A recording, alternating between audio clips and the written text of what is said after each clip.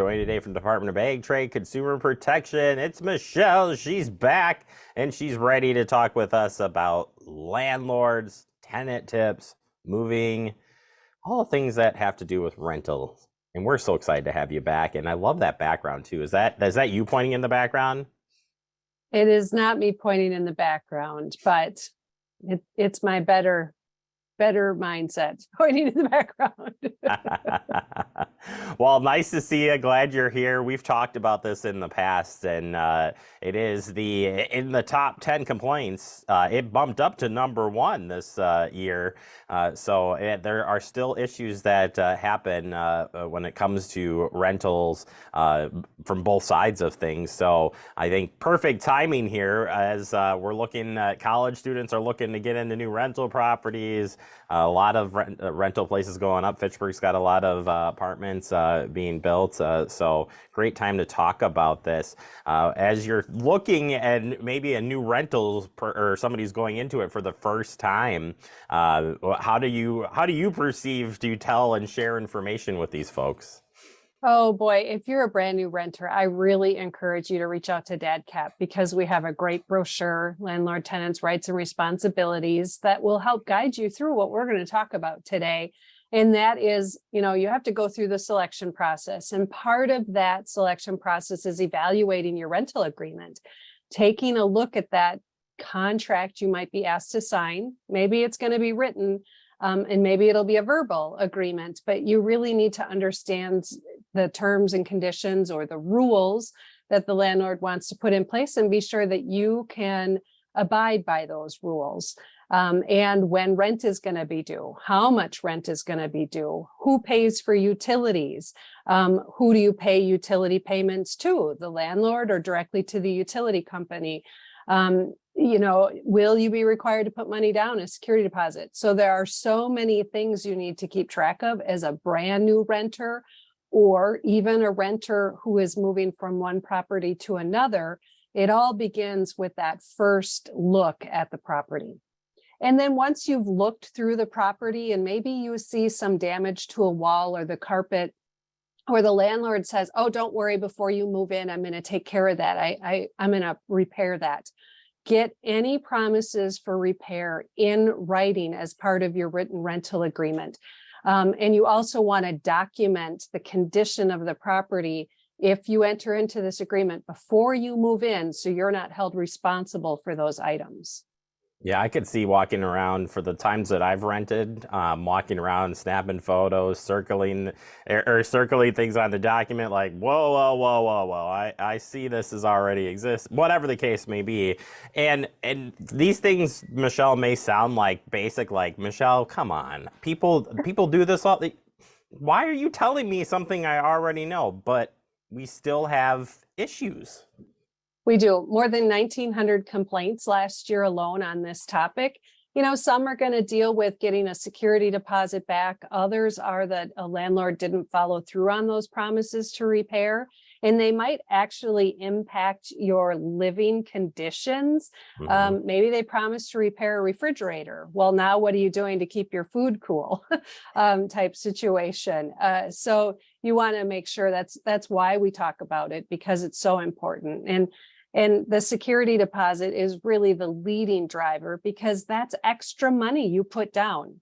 This is the landlord's investment, so they want it secure, but that's your money that you are putting down, that you are going to take care of the property. And if you do damage, they can withhold that money, but you need to understand how much, why they're withholding it as well.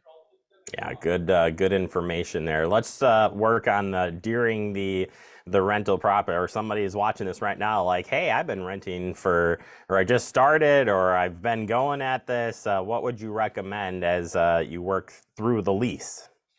So once you're there, it should often be part of the written rental agreement, but if not, on your first week, make sure you get this information.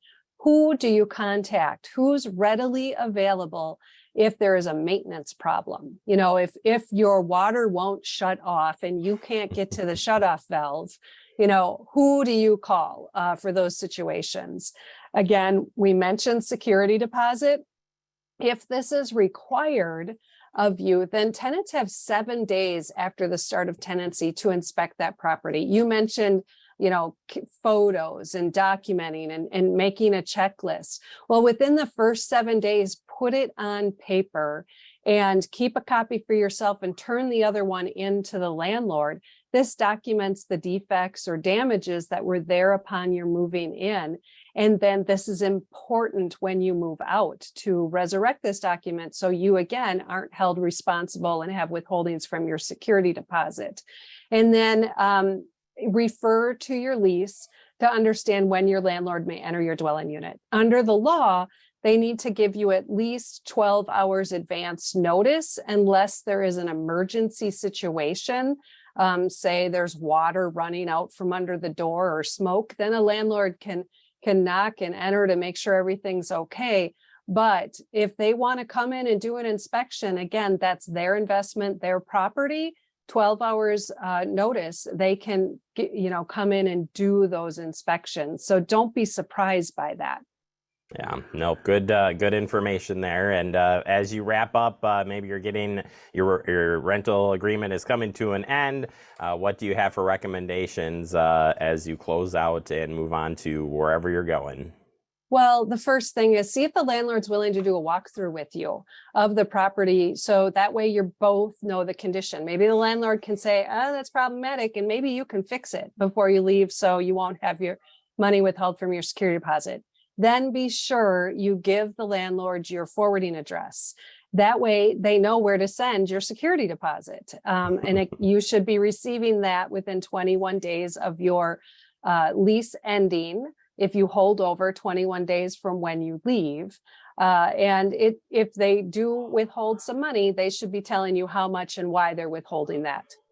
You think that because you're looking at some of these agreements and you're like, my gosh, I don't know even where to start. I don't know how to understand these things because I'm not a lawyer. I'm not this. And I think there's still a lot of uncertainty from somebody who's become or going to be renting it or, signing this agreement, so to speak. And I see here that you guys took a lot of calls and inquiries just on understanding, what am I doing? Yeah, absolutely. So we received more than 50,000 visits to the Landlord Tenant Guide. That's just one of our pieces of literature, and it's about 14 pages that breaks things down, as well as more than 6,000 consumer calls to the Consumer Protection Hotline, where you get somebody who's going to answer your questions. We can't give you legal advice, but we can get you information. We can tell you if we suggest that you file a complaint, check out a landlord before you enter into any kind of written agreement with them to be sure they don't have a large number of complaints. So there's lots that we can do during that phone call to help you make those decisions as to how you want to proceed. All right, perfect. Again, one more time for where folks can find that landlord tenant document on your guys' website, which is a great document, a guide to review and for both ends when you're doing renting. Yeah, we've made it simple. You can go to LandlordTenant.wi.gov. That'll get you to the Landlord Tenant Guide. We do have a shorter brochure on our website that you can get to from that site. Any questions, call the Consumer Protection Hotline at 1-800-422-7128.